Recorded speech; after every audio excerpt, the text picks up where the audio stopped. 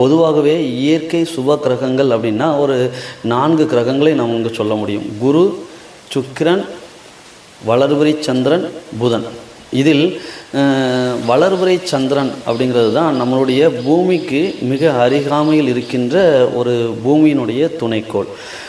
பூமிக்கு மிக அருகாமையிலும் பூமியினுடைய துணைக்கோளாகவும் பூமியை சுற்றி வருவதாலும் மட்டுமே ஒரு ஜோதிடத்தில் ஒரு வளர்பிறை சந்திரன் அல்லது ஒரு பௌர்ணமி சந்திரனுடைய பார்வைக்கு நிகராக இங்கே நம்மளுடைய பூமியில் இருந்து தொலைவில் இருக்கக்கூடிய சுக்கிரனாக இருந்தாலும் சரி, அல்லது குருவாக இருந்தாலும் சரி, அல்லது புதனாக இருந்தாலும் சரிதான், இந்த 3 கிரகங்களின் ஒளித்திறனை விட நம்மளுடைய துணைக்கோளான சந்திரன் அதிக ஒளி பொருந்திய நிலையில் பௌர்ணமி நிலையில் இருக்கின்ற போது அந்த ஒளிக்கு நிகராக சுக்கிரனும் நிற்கப் போவதில்லை, குருவும் நிற்கப் போவதில்லை. ஏற்கனவே புதன் என்பவர் ஒவ்வொருடைய சுய ஜாதகத்திலும் அவர் கூடியிருக்கின்ற கிரகங்களை பொறுத்து அவர் சுபராகவும் பாவராகவும் மாறுவார். எப்போது தனித்த புதன், எப்போது ஒரு ஜாதகத்தில் புதன் என்பவர் சுபராகுவார் அப்படின்னா அவர் எந்த கிரகங்களோடும் அசுபர்களோடோ பாவர்களோடோ அவர் எந்த ஒரு கிரகங்களோடும் கூடாமல் தனித்து நிற்கின்ற போது மட்டுமே அவர் சுபராவார். அவர் சுபரோடு கூடினால் சுபர் என்பதும் அசுபரோடு கூடினால் அசுபர் என்பதை தாண்டிலும் அவர் ஒரு தனித்துவ தன்மையில் இருப்பார். அப்படின்னா அவர் ஒரு இயற்கை சுவராக அவரை ஏற்றுக்கொள்ள முடியும். ஒரு தனித்துவ தன்மையில் இருப்பார் அப்படின்னா அவருடைய தனிப்பட்ட அவர் எந்த கிரகம் அந்த ஜாதகத்தில் எந்த கிரகங்களோடும் கூடாமல் அவர் தனித்த நிலையில் இருக்கின்ற போது மட்டுமே தான் புதன் ஒரு சுபராவார். நல்லா புரிஞ்சுக்கணும். நீங்கள் சுக்கிரனோடு கூடிட்டாரு, அவர் குருவோடு கூடிட்டாரு, அப்போ அந்த புதன் என்பவர் அதீத சுபராக மாறிவிடுவாரா அப்படின்னா அங்கே கான்செப்ட் தவறும். அசுப கிரகங்களோடு மட்டும் கூடினால் மட்டுமே அவர் பலகீனமாகிறதில்லை. அவர் சுப கிரகங்களோடு கூடுகின்ற போதும் அவர் தன்னுடைய தனித்துவமான காரகங்களை அங்கே இழப்பார். இதனால தான் இந்த உண்மையை மிக எளிமையான முறையில் புரிஞ்சுக்கணும். அப்படின்னா புதன் என்பவர் மற்ற எந்த கிரகங்களின் வீடுகளிலும் போய் உச்சமாக மாட்டார். இப்போ குருவை எடுத்துக்கிட்டோம் அப்படின்னா கடகத்தில் உச்சமாவார், சந்திரன் எடுத்துக்கிட்டோம்னா ரிஷபத்தில் உச்சமாவார், சுக்கிரன் எடுத்துக்கிட்டோம் அப்படின்னா மீனத்தில் உச்சமாகுவார். இது மட்டும் இல்லாமல் மற்ற அனைத்து கிரகங்களுமே தன்னுடைய சொந்த வீட்டில் உச்சமாகுவதில்லை. ஆனால் புதன் மட்டுமே தன்னுடைய சொந்த வீடான கன்னி ராசியில் உச்சமாவார். கன்னியில் உச்சமாகுவதற்கான காரணம் என்ன அப்படின்னா புதன் ஒரு மனிதனுடைய சுய அறிவினை குறிக்கக்கூடியது. அப்போ ஒரு மனிதனுடைய சுய அறிவு என்பது எப்போது உச்சமாகும் அப்படின்னா அவனுக்கென்று தனிப்பட்ட சுய அறிவு இருக்கின்ற போது மட்டுமே அந்த அறிவானது ஒரு உச்சபட்ச நிலையை அடையும். அப்படிங்கிற ஒரு மிக உன்னதமான தகவல் இந்த இடத்துல நமக்கு பிரபஞ்சம் பதிலாக கொடுக்குது. பௌர்ணமி சந்திரன் கொடுக்கக்கூடிய அந்த ஒளியினுடைய தன்மை என்பது அதற்கு ஈடாக சுக்கிரனுடைய பார்வையோ அல்லது குருவினுடைய பார்வையோ புதனினுடைய பார்வையோ எந்த கிரகங்களினுடைய பார்வையோ பக்கத்தில் கூட நிற்பதற்கு அப்போ ஒரு பௌர்ணமி சந்திரனுடைய பார்வை திறனுக்கு நிகராக குருவினுடைய பார்வையும் சுக்கிரனுடைய பார்வையும் அல்லது புதனின் தனித்த புதனாக இருந்து அந்த புதனுடைய பார்வையும் 3 கிரகங்களுடைய பார்வை ஒரு இடத்தில் விழுந்தாலும் ஒரு பாவகத்தில் விழுந்தாலும் அந்த பாவகத்தை விட ஒரு சந்திரன் பௌர்ணமி சந்திரனாக இருந்து அந்த பௌர்ணமி சந்திரன் பார்க்கின்ற இன்னொரு பாவகம் மட்டுமே வலிமையடையும். அப்போ இவங்க 3 பேரை விடவும் அங்கே தனித்த நிலையில் அந்த சந்திரன் பௌர்ணமி சந்திரனாக இருக்கின்ற போது அவருடைய பார்வை திறன் அதிகம். ஆனால் இங்கே நம்மளுடைய பூமியில் இருந்து நம்ம இந்த சந்திரனுடைய ஒளித்தன்மையினை மட்டும் மிக தெளிவாக பார்க்க முடியும். ஒரே மாதத்தில் அவர் சனிக்கு நிகரான இருள் தன்மையை அடைவார். அப்போ இயற்கையினுடைய அசுப கிரகமாகவும் அவர் மாறுவார். அதே போன்று இயற்கையினுடைய உச்சபட்ச ஒரு ஒளித்தன்மையை பெற்று இயற்கையினுடைய அதிகப்படி சூரியனுடைய அதிகப்படியான ஒளித்திறனை இந்த பூமிக்கு பிரதிபலிக்கக்கூடிய பௌர்ணமி சந்திரனாகவும் அவர் இருப்பார். அதனால் சந்திரனுக்கு ஒளித்தன்மை என்பது நிலையற்றது. சந்திரனுடைய ஒளித்தன்மை என்பது வளர்பிறை தேய்பிறை நோக்கி அங்கே சென்று கொண்டிருப்பதால் சந்திரனுடைய ஒளித்தன்மை என்பது பூமிக்கு நிரந்தரமாக ஒரு ஒளி பொருந்திய நிலையில் கிடைப்பதில்லை. அதனுடைய ஒளித்தன்மையின் அளவு ஏற்ற இறக்கங்களாக இருப்பதால் இங்கே சந்திரனை விடவும் ஏன் சந்திரன் டிஸ்குவாலிஃபைடு ஆனார் அப்படிங்கிறதுக்காக நம்ம இங்கே சொல்கிறோம். இதெல்லாம் நீங்கள் ஜோதிடம் தெரிஞ்சுக்கணும்னு அவசியம் இல்லை. இது பொதுவாக நீங்கள் தினமும் ஒரு 30 நாள் அங்கே என்ன பண்ணுங்க அப்படின்னா சந்திரனை பார்த்துக்கிட்டே வாங்க. நீங்கள் ஒரு ஜஸ்ட்டு மேலே பார்க்க போகிறீங்க, அவ்வளோதான். இரவு நேரத்தில் சந்திரனை பார்த்துக்கிட்டே வந்தீங்க அப்படின்னா அதனுடைய ஒளித்தன்மை என்பது அந்த 30 நாட்களிலும் ஒரு மாறுபட்ட நிலைகளை தோராயமாக கரெக்டாக சொல்லணும்னா 28 நாட்களில் இருந்து அதனுடைய ஒளித்தன்மைங்கிறது அது மாற்றம் அடைந்து கொண்டே இருக்கும். ஏன் மாற்றம் அடைந்து கொண்டே இருக்கும் அப்படின்னா நம்ம இதை தான் என்ன சொல்கிறாங்க அப்படின்னா வளர்பிறை தேய்பிறை அமாவாசை மற்றும் பௌர்ணமின்னு நம்ம அங்கே தெளிவாக சொல்கிறோம். இது அறிவியல் படியிலான ஒரு உண்மை. இதை நாம் என்ன பண்ணிக்கலாம் அப்படின்னா சயின்டிஸ்டாக இருக்கணும், ஜோதிடராக இருக்கணும் அப்படிங்கிற அவசியம்லாம் இல்லை. ஒரு தனி மனிதனாக இருந்தால் மட்டும் போதும். ஒரு மனிதனாக இருக்கக்கூடிய ஒரு தன்மை இருந்தால் மட்டும் போதும். அதை பார்த்து நம்ம என்ன செய்யலாம், மெஷர்மெண்ட் பண்ணிக்கலாம். சரிங்களா? இது நிலையற்ற ஒளித்தன்மையின் காரணமாக மட்டுமே இந்த சந்திரன் என்பவர் இங்கே என்ன ஆகிறார் அப்படின்னா முதல் நிலை சுபர் என்கின்ற தகுதியை அளிக்கிறார். அதற்காக சந்திரன் எப்பவுமே தேய்ந்து கொண்டும் வளர்ந்து கொண்டும் இருக்கிறதா அப்படின்னா கிடையாது. நம்மளுடைய பூமிக்கு சந்திரனுடைய ஒளியின் அளவு ஏற்ற இறக்கங்களை கொடுக்கிறது. அப்போ ஏற்ற இறக்கங்கள் பூமிக்கு வந்தடைகின்ற சந்திரனுடைய ஒளித்தன்மையானது ஏற்ற இறக்கங்களை கொண்டதாகவே இருப்பதால் மட்டுமே இந்த சந்திரன் என்பவர் முதல்நிலை சுபர் என்ற அந்தஸ்திலிருந்து அவர் விலகுகிறார். முதல்நிலை சுபர் இங்கே குருவா சுக்கிரனா என்பது மட்டும்தான் இங்கே போட்டி. புதன் ஏன் இல்லை அப்படிங்கிறதுக்கும் நம்ம மிக தெளிவாக சொல்லிட்டோம். அவருடைய இருப்பு நிலைகளை பொறுத்து தான் இங்கே நாம் அந்த கணக்கிட முடியும். அப்படிங்கிறதுனால அங்கே புதனும் என்ன ஆகலை அப்படின்னா அந்த முதல்நிலை சுபர் என்கின்ற தகுதியினை அவரும் அந்த புதனானவர் இயற்கையினுடைய முதல்நிலை சுபர் என்கின்ற பந்தயத்தில் பின்னடைவு ஆகிறார். சரி, ரைட்டு. இப்போ 2 பேர் தான் களத்தில் நிற்கிறாங்க. ஒருத்தங்க யார் அப்படின்னா குரு, இன்னொருத்தர் இங்கே சுக்கிரன். இந்த குரு என்பவர் நாம் வாழுகின்ற இந்த குரு என்பவர் நாம் வாழுகின்ற இந்த பூமிக்கு மிக அருகில் இருக்கக்கூடிய கிரகமா அப்படின்னா கிடையாது. ஆனால் இந்த பந்தயத்தில் இருக்கக்கூடிய குரு மற்றும் சுக்கிரன் 2 பேர் தான் முன்னிலையில் இருக்கிறாங்க. இயற்கை முதல்நிலை சுபர்கள் யார் என்கின்ற பந்தயத்தில். இதில் குரு என்பவர் நம்மளுடைய பூமிக்கு நேர் அருகாமையில் இருக்கின்ற கோள் கிடையாது. நம்மளுடைய பூமிக்கு அடுத்தது செவ்வாய். அந்த செவ்வாய்விற்கு அடுத்ததாக இருக்கக்கூடியவர் இங்கே குரு என்பவர். ஆனால் இந்த வெள்ளி என்று சொல்லக்கூடிய அந்த சுக்கிரன் என்பவர் நம்மளுடைய புவிக்கு அடுத்ததாக இருக்கக்கூடியவர். நம்மளுடைய பூமி என்பது செவ்வாய் மற்றும் வெள்ளி இந்த 2 கிரகங்களுக்கும் இடையில் இருக்கின்ற கிரகமாகும். இதில் நமக்கு செவ்வாய் என்பது நமக்கு இங்கே தெரியும். இந்த வெள்ளியைத்தான் நாம் இங்கே சுக்கிரன் என்றும் தமிழர்கள் சுங்கன் என்று அழைத்தார்கள். பிறகு அது என்ன ஆச்சு அப்படின்னா சுக்கிரன் என்று பெயர் மாற்றம் அடைந்தது. சரி, இந்த 2 கிரகங்களும் முறையே நாம் ஏற்கனவே நம்ம பார்த்துட்டோம். 6 மற்றும் 9 என்ற எண்ணியல்களை கொண்டது. இந்த 2ம் இணைகின்ற போதுதான் என்ன ஆகிறது அப்படின்னா சுக்கிரன் என்பது ஒரு பெண்ணினை குறிக்கக்கூடியது. அதே நேரத்தில் இங்கே செவ்வாய் என்பது ஒரு ஆணினை குறிக்கக்கூடியது. இந்த ஆண் பெண் 2ம் பூமிக்கு வலது இடதாக இருக்கக்கூடிய இந்த ஆண் பெண் காரக கிரகங்கள் இரண்டும் இணைவதால் மட்டுமே இந்த பூமியில் உயிர்களானது பிறக்கிறது. என்ன ஒரு தெளிவான ஒரு பிரபஞ்சத்தினுடைய கோட்பாடு பார்த்தீங்களா? அப்போ இதைத்தான் நாம் இங்கே ஜோதிடத்திலையும் மிக தெளிவாக பார்க்கிறோம். அப்போ சுக்கிரன் என்பது நம்மளுடைய பூமிக்கு பக்கத்தில் இருப்பதால் அதற்கு ஏன் இடவம் என்று பெயர் அப்படிங்கிறத நம்ம இந்த ஜோதிட 12 பாவகங்களும் எப்படி உருவானது, ஜோதிடத்தில் 12 ராசி கட்டங்கள் எப்படி உருவானது அப்படிங்கிற சப்ஜெக்டை எடுக்கிறப்ப மிக தெளிவாக பார்க்கலாம். மூல நூல்களெல்லாம் தேடாதீங்க, கிடைக்காது. சரி, இப்போ நம்மளுடைய பதிவின்படி இந்த சுக்கிரன் என்பவர் பூமிக்கு மிகவும் அருகாமையில் இருக்கக்கூடியவர். இங்கே குரு என்பவர் நம்மளுடைய செவ்வாய்க்கு அடுத்ததாக இருக்கக்கூடிய அந்த கிரகம்.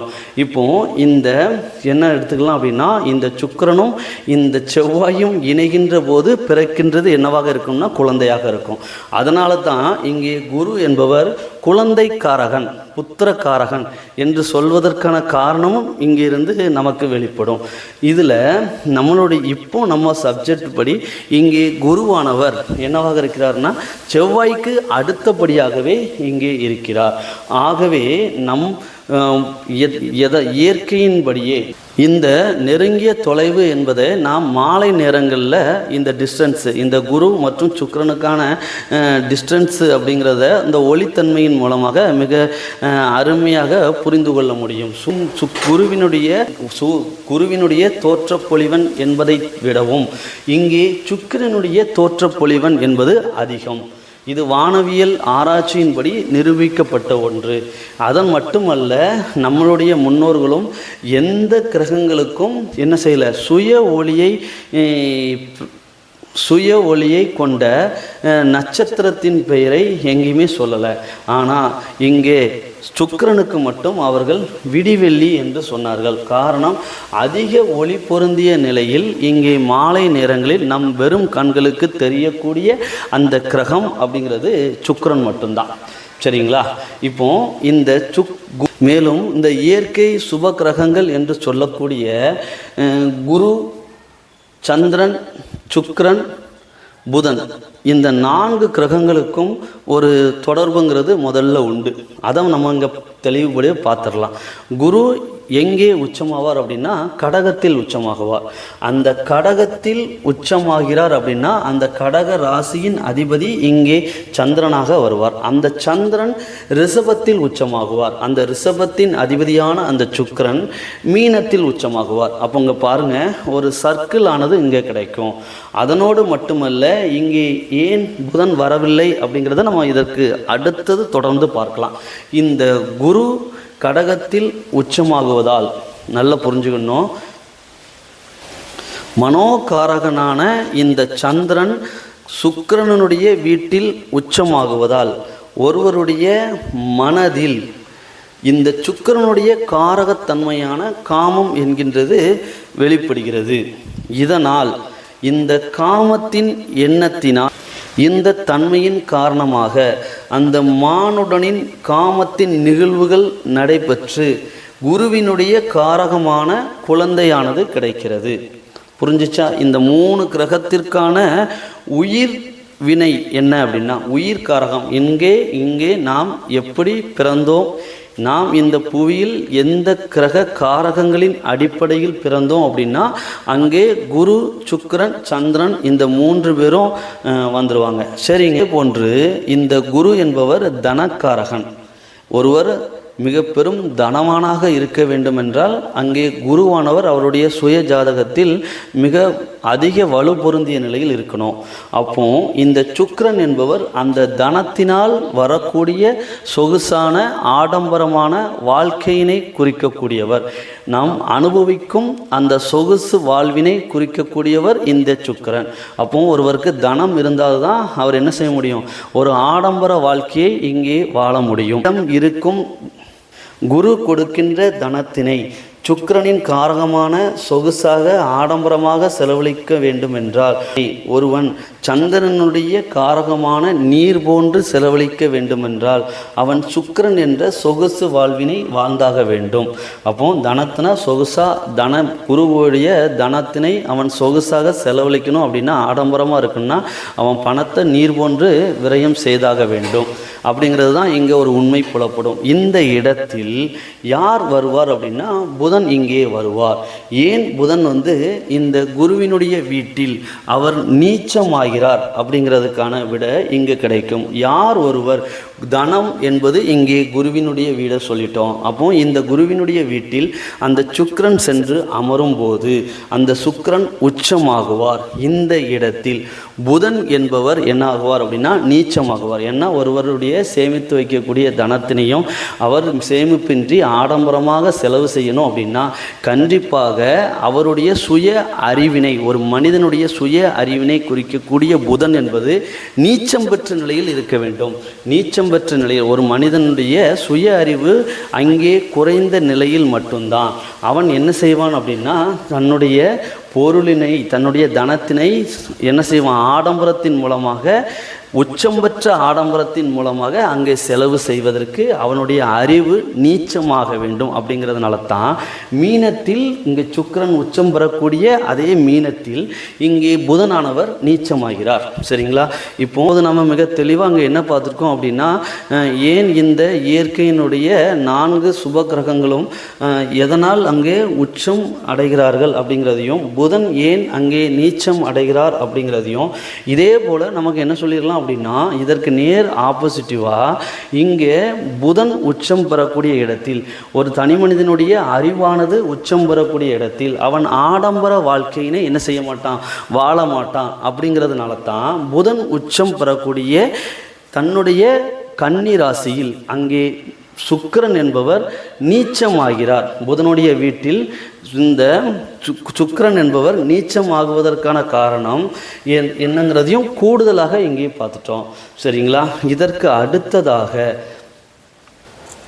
இதற்கு அடுத்ததாக ஒரு கிரகம் இந்த குருவும் சுக்கிரனுக்கும் இடையிலான பார்வை பலன் அப்படிங்கிறத இங்கே நம்ம இப்போ தான் ஃபஸ்ட்டு சப்ஜெக்டாக ஆரம்பிக்க போகிறோம். இது வரைக்கும் ஒரு 3 கிரகத்தை பற்றி இது வரைக்கும் இயற்கை சுப கிரகங்கள்லாம் யார், இயற்கை சுப கிரகங்கள், அந்த சுப கிரகங்கள் ஏன் அந்த சந்திரனும் புதனும் இந்த இயற்கை சுப கிரகங்கள் என்கின்ற பட்டியலில் பின் சென்றார்கள், ஏன் இந்த குருவும் சுக்கிரனும் அந்த இயற்கையினுடைய சுப கிரக பட்டியலில் முன் நின்றார்கள் அப்படிங்கிறது தான் நம்ம இங்கே பார்க்குறோம். இந்த 2 பேருக்கு இடையில தான் இங்கே போட்டி நடந்துகிட்ருக்கு. இந்த போட்டியை இருமுனை போட்டிகளாக எடுத்துக்கலாம். நம்முடைய தமிழ்நாட்டு அரசியல் அமைப்பின்படி ஒரு ஏடிஎம்கே டிஎம்கேன்னு எடுத்துக்கலாம். இல்லை நீங்கள் அப்படி இல்லை அப்படின்னா நீங்கள் நடிகர் படி பார்க்கும்போது நீங்கள் அஜித்தா விஜயான்னு எடுத்துக்கலாம். சரிங்களா? இதே போல் இவங்க 2 பேரும் தான் முன்னணியில் இருக்கக்கூடியவர்கள். இங்கே சுக்கிரன் என்பவருக்கு 7ஆம் பார்வை மட்டுமே இங்கே கொடுக்கப்பட்டது. ஆனால் இங்கே குரு என்பவருக்கு 5, 9, 7 என்ற பார்வைகள் இருக்கிறது. அதாவது குரு சுக்கிரனுடைய பார்வை பலன் அப்படின்னு எடுக்கிறப்ப இந்த 2 மாபெரும் இயற்கை சுபர்களுடைய பார்வை திறனை நாம் இங்கே முதல்ல பார்க்கணும். இந்த பார்வை திறன் என்பது குருவிற்கு 2 சிறப்பு பார்வைகளும் அதனோடு இணைத்து 7ஆம் பார்வையும் இங்கே கொடுக்கப்பட்டிருக்கிறது. ஆனால் இங்கே சுக்கிரன் என்பவருக்கு ஒரே ஒரு பார்வை மட்டும்தான், 7ஆம் பார்வை மட்டுமே கொடுக்கப்பட்டிருக்கிறது. இந்த ஒரு காரணத்தினால் மட்டுமே சுக்கிரன் என்பவருக்கு ஒரு கண் குருடு என்ற ஒரு கற்பனை கதையானது இங்கே புனையப்பட்டது. இது ஏன் இந்த கற்பனை கதை அப்படின்னா, இங்கே சுக்கிரன் ஒரு பாவகத்தை 7ஆம் பார்வையால் மட்டுமே தான் பார்க்க முடியும். ஒரு ஜாதகத்தில் சுக்கிரனுக்கு ஒரே ஒரு பார்வை தான், 7ஆம் பார்வையால் மட்டுமே தான் அங்கே பார்க்க முடியுமே தவிர்த்து அவருக்கு சிறப்பு விசேஷ பார்வைகள் எதுவும் கிடையாது. இதனுடைய பாதிப்பு என்ன அப்படின்னா, இங்கே அந்த 7ஆம் பாவகத்தில் இங்கே சனியானவர் அமர்ந்திருக்கிறார் அல்லது அங்கே செவ்வாயானவர் அமர்ந்திருக்கிறார். அப்படி இருக்கின்ற போது இந்த சனியானவர் என்ன செய்வார் அப்படின்னா, தன்னுடைய 7ஆம் பார்வையாக, ஏன்னா சுக்கிரனுக்கு சமசப்தம பார்வை மட்டும்தான் உண்டு, 7ஆம் பார்வை சுக்கிரனுக்கு 7ஆம் பார்வை மட்டுமே உண்டு என்பதால் அங்கே சுக்கிரனால் பார்க்கக்கூடிய சனி என்பவர் இந்த சுக்கிரனுக்கு சமசப்தமாக இருப்பார். அப்போ நேர் 7ல் அந்த சனி இருக்கிறதுனால அந்த சனியினுடைய 7ஆம் பார்வையை இந்த சுக்கிரன் பெறுகின்ற போது இந்த சுக்கிரன் ஆனவர் என்ன ஆகுவார் அப்படின்னா, தன்னுடைய ஒளியினுடைய பாதிப்பை அவர் பெறுவார். இங்கே சுக்கிரன் பங்கப்படுவார். இதனால தான் என்ன சொன்னாங்க அப்படின்னா, சுக்கிரனுக்கு ஒரு கண் குருடு என்ற கதையானது கட்டிவிடப்பட்டது. ஆனால் இதே சனியினை குருவானவர் சனியினுடைய பார்வையை பெறாமல் 5ஆம் பார்வையாகவும் தன்னுடைய 9ஆம் பார்வையாகவும் அங்கே பார்க்க முடியும் என்பதால் இந்த 2 கிரகங்களின் தன்மைகளில் அந்த குருவானவர் இங்கே முன் வந்து நிற்கிறார். அப்போ களத்தில் இந்த குருவா சுக்கிரனா இயற்கை மாபெரும் சுவர்கள் யார் என்ற போட்டி களத்தில் ஒருவர் தானாகவே முன் செல்கிறார். இயற்கையினுடைய மாபெரும் சுவர்கள் யார் என்ற பந்தயத்தில் முன்னிலையில் இருக்கின்ற இந்த சுக்கிரனும் இந்த குருவும் கம்பேர் பண்ணுறப்ப தன்னுடைய சிறப்பு பார்வை பலனாக இந்த குரு என்பவர் ஒரு நிலைக்கு முன் சென்று நிற்கிறார். அப்படிங்கிறது தான் ப்ராக்டிக்கலான உண்மை. இதில் ஏன் வந்து குரு முதல்நிலை சுபரானார் அப்படிங்கிறது இங்கே நமக்கு மிக தெளிவான ஒரு விடை கிடைச்சிருது. இயற்கை சுபர்கள் என்று சொல்லக்கூடியவர் 4 கிரகங்கள், புதனையும் சந்திரனையும் சேர்த்து குரு புதன் சுக்கிரன் சந்திரன் இந்த 4 கிரகங்களையும் சேர்த்து தான் இயற்கையினுடைய சுபகிரகம்னு சொல்கிறாங்க. இதில் சந்திரனும் புதனும் ஏன் பின்னடைவு அடைந்தார்கள் அப்படிங்கிறத நம்ம அங்கே பார்த்தோம். அதன் பிறகு இங்கே குருவுக்கும் சுக்கிரனுக்கும் போட்டி என்பது இங்கே இருமுனை போட்டியானது. இயற்கை சுபர் பட்டியலில் யாருக்கு முதலிடம் என்பதில் அதில் இங்கே சுக்கிரன் என்பவர் நமக்கு மிக அருகாமையில் இருந்தாலும் விடிவெள்ளி என்று சொல்லப்பட்டாலும் இந்த குருவினுடைய 5, 9 என்கின்ற சிறப்பு பார்வைகளின் தன்மையால் அவர் ஒரு என்ன வச்சிருக்கிறார் அப்படின்னா ஒரு சூப்பர் பவர் வச்சிருக்கிறார்னு அர்த்தம். அப்போ இந்த பார்வை தன்மையின் இந்த குருவினுடைய சிறப்பு பார்வைகளான 5ஆம் பார்வை மற்றும் 9ஆம் பார்வையின் தன்மையினால் சிறப்பு பார்வையின் தன்மையினால் குரு என்பவர் இயற்கையினுடைய முதல்நிலை சுபராகிறார். இப்போ ஏன் குருவானவர் இயற்கையினுடைய முதல்நிலை சுபரானார் அப்படிங்கிறது நமக்கு இங்கே தெளிவாகிறது. ஏன் சுக்கிரன் வந்து அந்த இயற்கையினுடைய முதல்நிலை சுபர் பட்டியலில் இருந்து குருவுக்கு கம்பேர் பண்ணும்போது இங்கே கீழ் சென்றார் அப்படிங்கிறது நமக்கு இங்கே மிக தெளிவாக அடிஷ்னலாக ஒரு புரிதல் கிடைக்கும்.